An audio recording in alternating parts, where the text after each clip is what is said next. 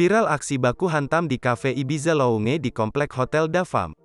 Kejadian ini diduga terjadi pada hari Minggu, tanggal 19 Juni tahun 2022, dini hari sekira pukul 2 waktu Indonesia Barat.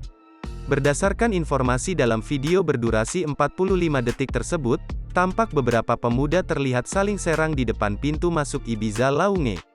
Kejadian bermula saat pemuda di dalam video tersebut terlihat cekcok mulut dan hendak dikeroyok oleh beberapa orang pemuda lainnya. Bahkan saat keributan terjadi ada seorang pemuda hendak memukul pemuda yang dikerumuni tersebut menggunakan besi sarana parkir. Aksinya langsung dilerai, namun keributan tersebut bukannya malah mereda, para pemuda tersebut malah terlibat saling kejar dan terjadi baku hantam.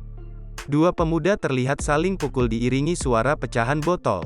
Manajer Ibiza Lounge, Heru saat dikonfirmasi TribunSumsel.com tak memberi respon.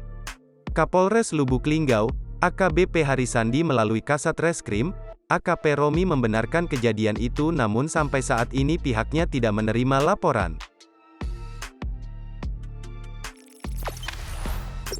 Jangan lupa subscribe, share, komen, dan like ya!